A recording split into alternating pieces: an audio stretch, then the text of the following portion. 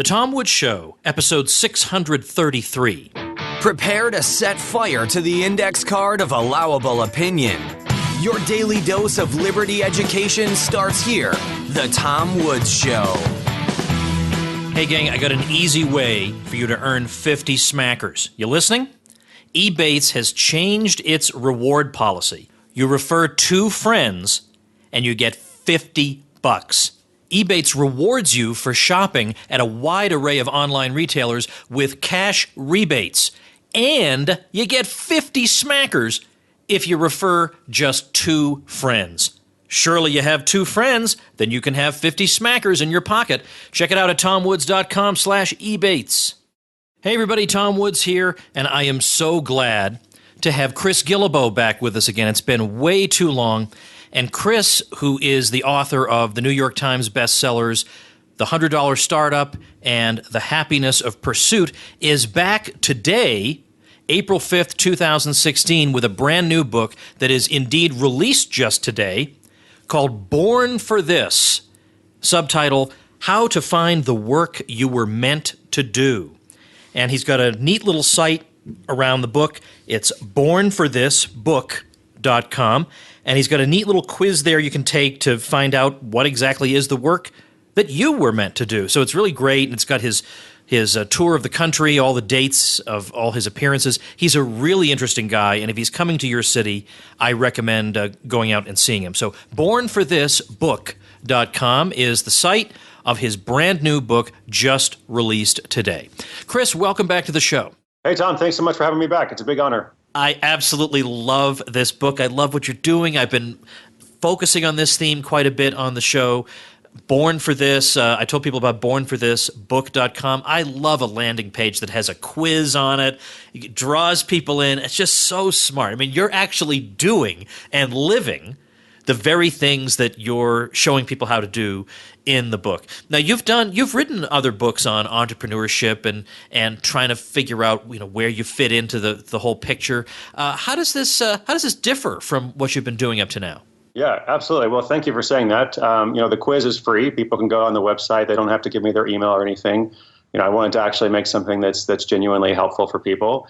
And I remember the last time I was on your show, I think it was episode 150 or something, and now you're up way past 500. So it's just amazing to kind of come back full circle.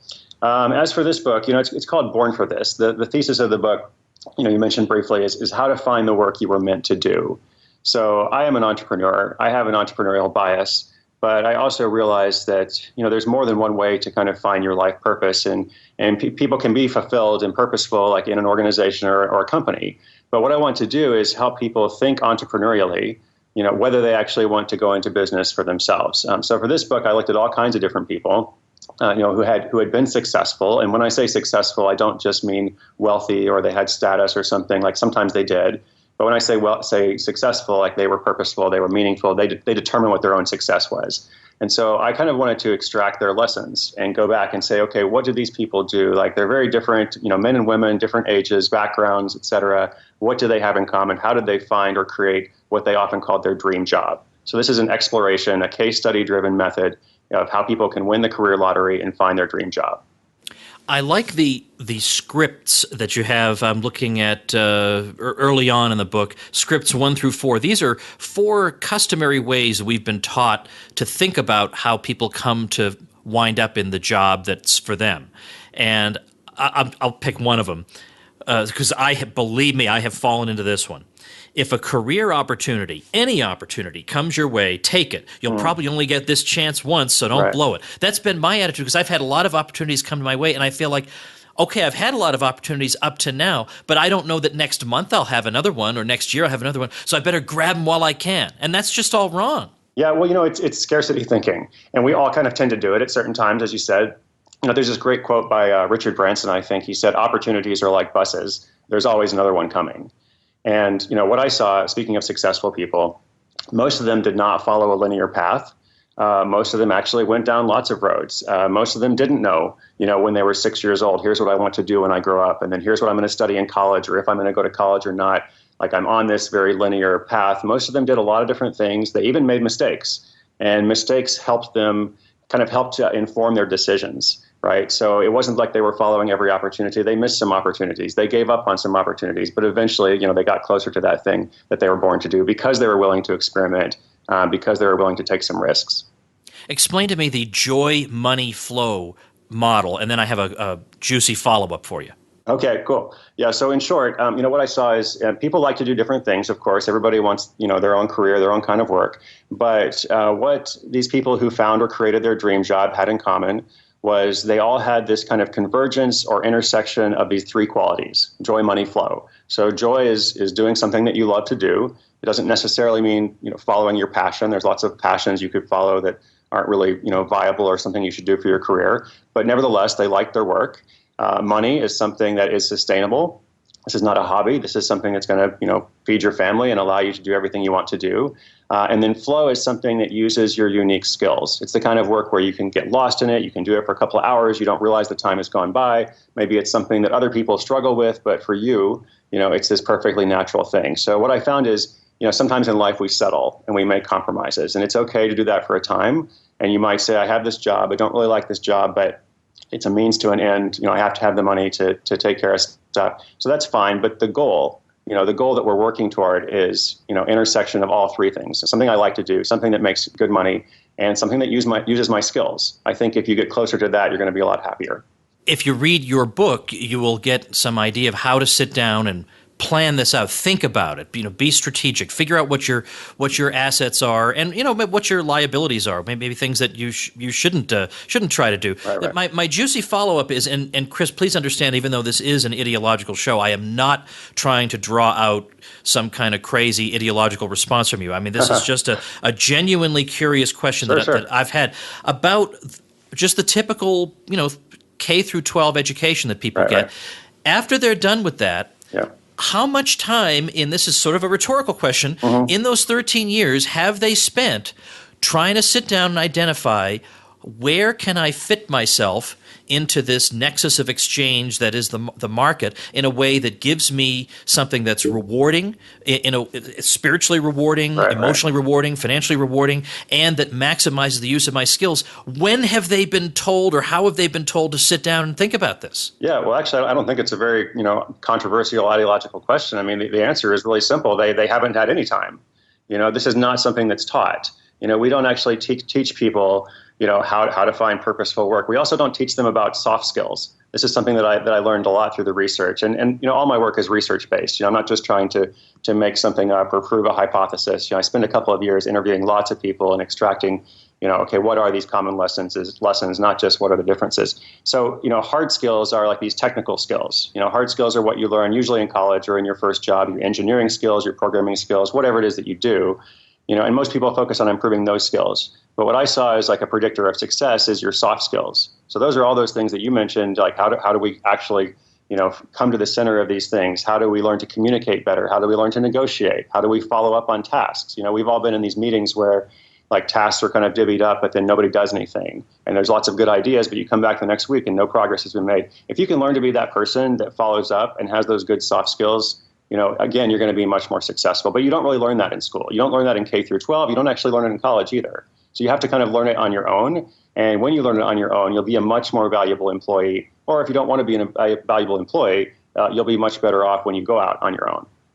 You get a lot of talk sometimes about mindset. You have to have the right mindset. I think a lot of this is just platitudes and fluff. Right. But on the other hand, there are certain ideas that we've been conditioned to have about what our career expectations should be all about, and that we should be, working 9 to 5. And I do think there are some aspects of our mindset that can, in fact, hold us back from discovering what we really ought to do. Yeah, I completely agree.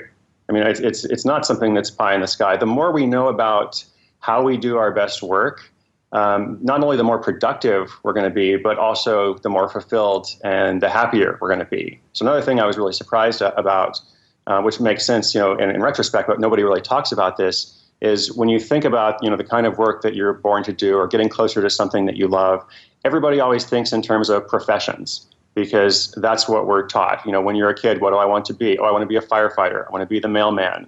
I want to be an astronaut or the president or something. Even when you go to college, it's all vocation focused. Or even if you're a bit older, you want to make a second act somehow, you're thinking, what kind of career can I go into?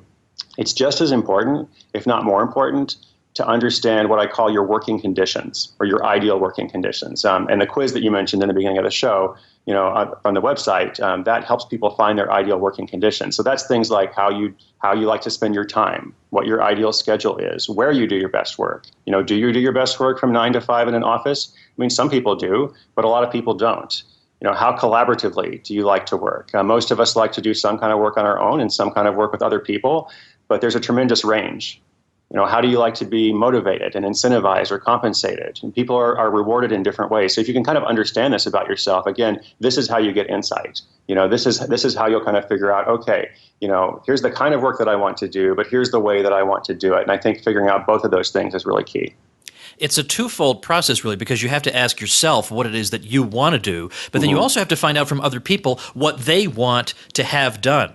And right. You give a good example, by the way, when you're talking about some of the guides that you've prepared. And you say that when I've really listened to my audience and I produce a guide that is in conformity with what they're looking for, it does really well. But if I just produce something, you didn't put it quite this way, but if I just produce something, say, well, here's the latest thing from Chris Guillebeau. Yep. Well, that doesn't necessarily cut it. And I've had the same thing. I say, well, they like the Tom Woods show, so I guess that means anything I'm interested in that goes on the show, they'll want to listen to. Yeah, so. So it's good. It's good to have these humbling experiences. Actually, it's good to kind of like, oh yeah, it's actually not just about who I am. Like ultimately, it's about what am I creating, and the market decides, of course. So yeah, listening is very important, and sometimes people aren't even sure like what they are good at, and so there are skills tests you can do, but I think it's just as important to listen. Whether you're an entrepreneur, whether you're in a job, if you kind of pay attention to the questions people ask you, they're like showing that you're a recognized authority and something that they care about. Once again, if you're in this group meeting, and things are being handed around, when they look to you and they're like, oh, here's this thing, Tom should do this. It's almost like the group is recognizing, here's something that you're good at. So pay attention to that because that could lead you somewhere. You talk about being a problem solver, and of course that's a key thing. If you can solve people's problems with a minimum of pain, they're going to want whatever your good or service is. So that's very important. And then also you have, just building on what we were just saying, you have this section on setting up shop by talking to 100 people. Again, listening to what people are saying, what their own problems are. And before we started talking on the recording, we mentioned John Lee Dumas, who's been a guest on this show, and he's a real master of that because he just listens. What are the pain points of my listeners? So, for example, he has a webinar promoting his major flagship product, his Podcaster's Paradise site, but people watching that webinar asked, well, how are you doing this webinar?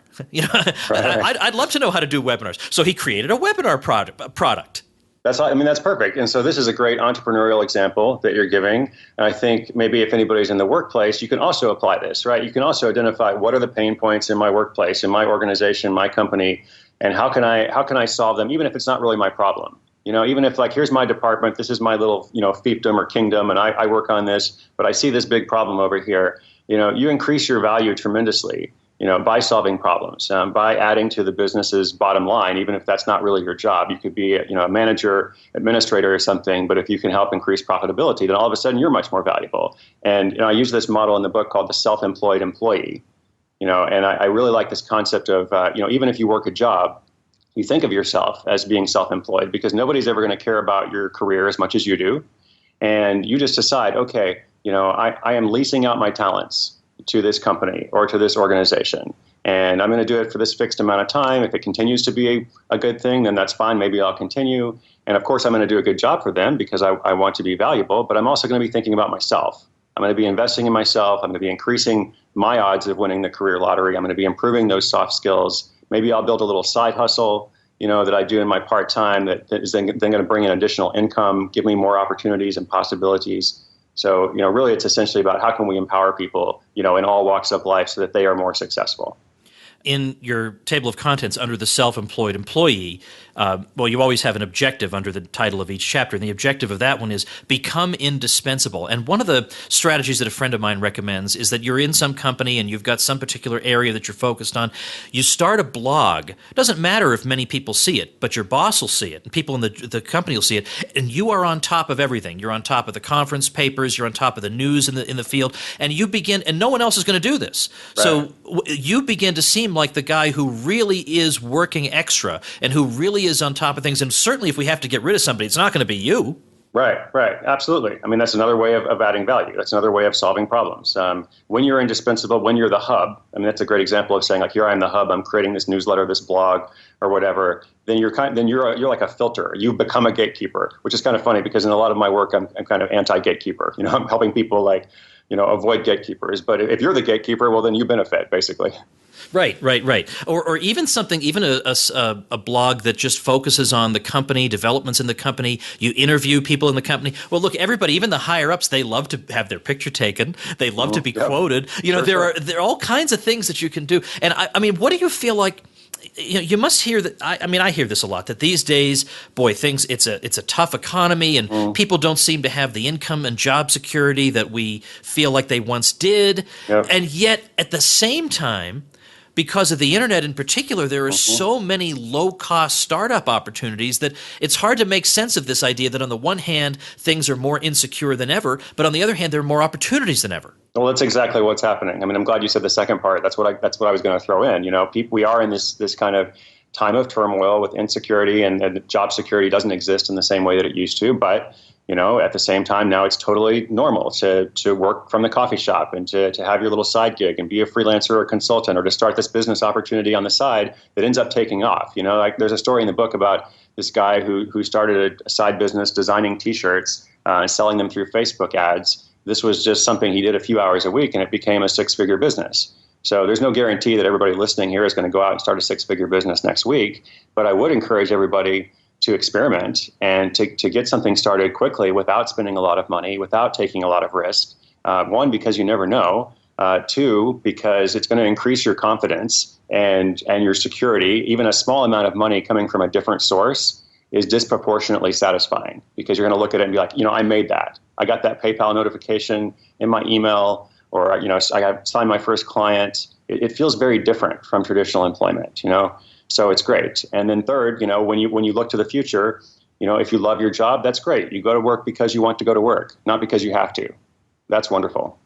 Now, you're right that a lot of people aren't going to want to take a lot of risk, but you've got a couple of strategies for how people can make themselves feel a little bit more secure enough that their tolerance for risk will gradually begin to increase. Yeah, so there's two parts to that. One, I think it's first of all, let's look at what really is risky. Let's think about perceived risk, because I think a lot of risk is perceived, more than real. And for me as an entrepreneur, I think being an entrepreneur is actually the safe choice. It's the conservative, risk-adverse choice, and it is for a lot of people as well. Like, I'm investing in myself. I'm not, entrusting my talents to somebody else or to a boss or to a company that might get bought or sold or whatever. So I think actually the first part is like what really is risky versus what is safe, and then for the second thing, again, like let's make small bets here, and everybody's busy. I know this is the objection to starting your side business. Like, oh, I don't have time. Like, I'm working all this time. I got my family. I got these other commitments. Like, I get it. Everybody's busy. This is the culture of the busy. It's almost like being busy is the social currency these days. But at the same time, being busy can be a benefit because you don't have time to waste. You don't have like this wide open space of like, oh, next week I can spend 50 hours, working on my side project. I've got 3 hours basically that I'm going to carve out, and I'm going to not watch my favorite TV show or something just this once so I can work on my thing. I've got whatever I do, I have to make that time count. So I think it can be a benefit just as much as it is, something that's hard. I think I've been at my most productive when I was back in academia and I had a crazy teaching schedule. That meant that every 20-minute period I had during the day was precious, and I made sure I put it to good use. So I think there's definitely something to what you're saying. And then another way let's say you have in mind the idea of starting a high-ticket offer, but you don't want to invest resources if no one's going to buy it. Mm-hmm. I don't know if I heard this from Pat Flynn or where it was John Lee Dumas or somebody, but they have an interesting idea of try it out with crowdsourcing, like offer it at a really low, let's say offer it for $247, and if you get 100 takers, then that means there's a market for this thing. And if you don't get 100 takers, you give everybody their money back. Yeah, no, I like that. So it's essentially a way of testing it before you actually make it. I mean, there's a story I told in the $100 Startup previous book about someone, I forget the precise details, it's been a few years, but he actually didn't even make the product. He just kind of advertised the product to see if anybody would buy it. This was kind of a high price thing. It was like maybe $500 to $1,000. It was some kind of detailed guide to some specific information. And he was like, am I going to get an order or not? So he got 2 orders, and then he said, okay, now I got to make it. And so he actually wrote to the people and said, hey, I'm working on a new and improved version. It's like a 2.0. If you can just wait, 7 days, I'm going to give you the 2.0 one at no additional cost. And if you don't like that, then of course I'll give you your money back right away. I thought that was really funny. And of course, both people said, oh, I'll wait 7 days, for the better version. And he spent the next week, making this product. And then he of course, went out and sold a lot more of them. Because there was this proven demand. So there's lots of different ways to kind of test things and see, okay, before I, invest a lot of time, invest a lot of money or other resources, is it going to be successful? I want to zip ahead. Let's talk about some of your later stuff here in the book. I've just been reading something by T. Harv Eker, who's a multi-millionaire entrepreneur, and he says, and he has, it's I think it's sort of politically incorrect the way he phrases things. He'll always say, rich people think this way, and middle class and poor people think that way. Sure. You're not really supposed to talk like that. But one of the things he says actually is that rich people think both and. They think I can have family and financial success. Whereas the poor person thinks, well, look, the reason I'm not financially successful is there are more important things in the world than money. And he says, oh, come on. You can have time with your family and be financially successful. Well, you have a chapter in here called How to Do Everything You Want. And then the objective is refuse to choose. What are you driving at there? Sure. Well, I mean, it's the classic choice between like your money or your life. And I think we do have this notion that we have to choose. And the rich people, middle class people, poor people, it's almost a mindset, because somebody who's listening might say, "Oh, I'm not a rich person, but I have the mindset, of both and I'm going to get there. I am going to get whatever I want, and I am going to find a way to have joy, money, and flow in my life." And so, in that particular chapter, I'm looking at this model of people who have been very successful without choosing a niche. And I kind of debunk a lot of classic entrepreneurial advice, and one of these things is you must choose a niche. You must be kind of hyper focused on something because people aren't interested in your whole life. And so I was looking at people, famous people like Richard Branson, mentioned him earlier, Oprah, people like this who have actually been successful across lots of different industries, have influence in lots of different ways, and did not choose a niche. And you can probably think of somebody as well. It's not just like a famous person. Like everybody listening can probably think of someone they know who's been successful, who has been that rich person or wealthy or purposeful or whatever they define success as. And they do more than one thing. Like they found a focus, they found a direction perhaps that everything comes underneath. But it's not like they're the world's leading expert in this one tiny topic. You can be yourself essentially. Yeah, in a way, I've kind of followed that because in academia, you have to be hyper specialized. You have to be the expert on the 1920s in the American South. And I just thought, I would really rather pull all my fingernails off than be the expert in that. I would hate. So I loved teaching the survey courses where, it's true, you have to learn everything, but it's a lot more fun to live your life that way. And even here, I have a libertarian podcast, but next month I've got a marketing and entrepreneurship site launching that I'm excited about that is, tangentially related to what I'm doing now. But I've got to the point where I want to do what makes me happy. I want to do what's fun for me. And now I've built up enough security in what I'm doing as my natural work that I can sort of take the plunge and take the risk doing this other thing. So I'm living the Chris Guillebeau life here. I think you've created, the Tom Woods life, which is fantastic, right? Because it's boring to do one thing. I mean, some people actually are kind of built where they're like, I just want to do this one thing and I'm going to excel in that. And that's fine. Like I respect it. But I respect it from a distance because I'm not that person. I am motivated by doing new things and different things. And hopefully I'm building towards something and hopefully it all kind of relates, tangentially, as you said. But, I don't want to just do the same thing. I kind of get stagnant when I do that. I want to also talk about, I love somebody who can come up with good chapter titles. Once in 5 years, I come up with a good title. So I can really appreciate a good one when I see it. I just can't think of any.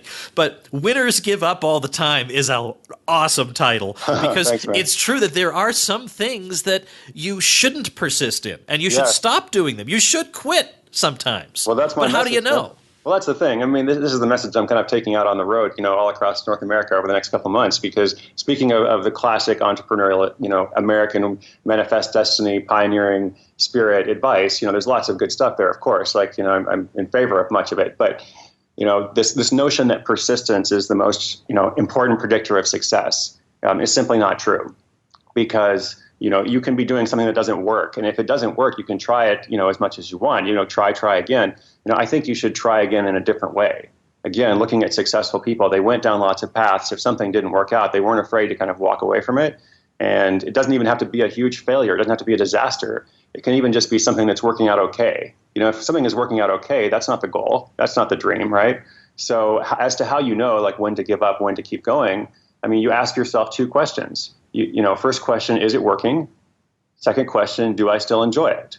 If it's working and you enjoy it, great, keep going. If it's not working, you don't enjoy it, walk away, step back, find something else. You only have to do a little bit more detailed level of analysis when the answers conflict. If something isn't working out, but you still kind of fundamentally believe in it, and you think, okay, maybe I just need to tweak this. Maybe I need to change it up. Maybe I need a different strategy. So you do keep trying, but you try in a different way. And if it's the opposite, like, oh, it's working okay, but I'm ready to do something else, then you have to figure out how to make a transition. If it's a business, can you sell the business? If it's a job, can you find a way to leave on good terms and move on to something, that's more exciting for you now?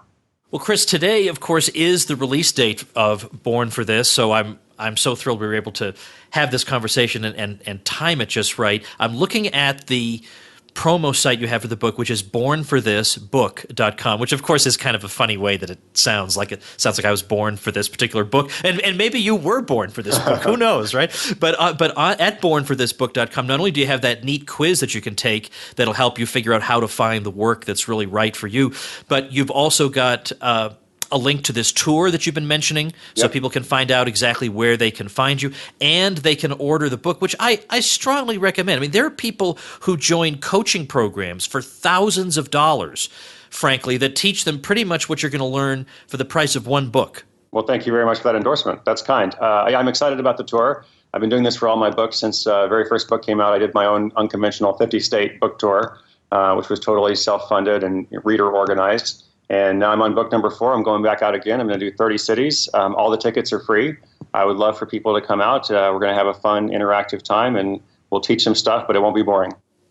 I have no doubt. Nothing you do is boring. I think this book is absolutely thrilling. It's got just the right proportion of case studies to meaty advice, and it's just great. But I do have to ask you one author-to-author question before I let you go. I've published a number of books with a publisher called Regnery, and their view is that the old-fashioned, and nothing about what you're doing is old-fashioned, but the traditional book tour is, they say it's expensive, and if we can keep you at home but get you on high, large audience radio shows from your home, we can save a lot of dough, and because of course my tours wouldn't have been self-funded; it would have been funded by them. We can save a lot of dough and still get you a lot of exposure. Sure. But you're actually going out there. I mean, you're traveling, you're staying in hotels. The bills pile up, and yet obviously it's working for you. What do you know that they don't? Okay. Or is it that your stuff is better than what Regnery's publishing? No. I don't think that's it at all. I briefly mentioned like motivations and like how do you feel rewarded and compensated in the beginning. I actually am very motivated by community building. And when I go out and do these events, like pretty much every city, we're going to have a couple of hundred people come out. And they're awesome people. They've got great stories. I love to connect them. And I've been doing this for 8 years, and I think there's a lot of value in it. I do think there's business value in it in the long term. Like from that first book tour, when I went to all 50 states, and I would go to some places and there'd be 5 people or 10 people, like smaller states or whatever. And some of those people are still with me now, so I feel like, there's value in building long-term relationships and serving a community over time. So that's why I do it. Well, it's fantastic. I'm through. I see the closest you're going to be to me in Topeka, Kansas is Omaha, Nebraska. And then you're also going to be in Denver. But my gosh, you are going and then you're going to Canada? This is unbelievable. And you're going to London? You're going all over the world at the end of this thing. This is 30 cities. It's funny because I did 50 before. As I said, in the first tour, I actually went to every province in Canada too. So that was a 63-city tour. So in some ways, 30 is a little bit of a step down. But yeah, you should come out sometime. Love to see you. Well, I'll see if I can make one of those cities work. That would be fun. And I promise I would not.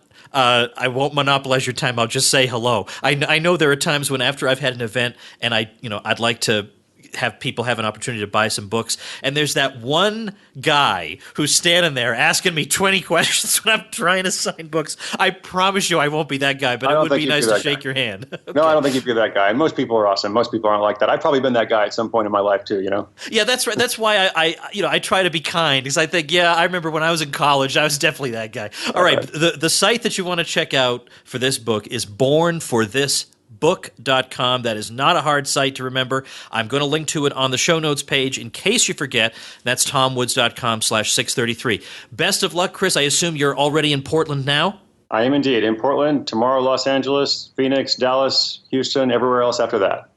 Excellent. Everybody check it out at bornforthisbook.com. You won't be bored and you won't regret doing it. Good luck, Chris. Thank you so much, Tom.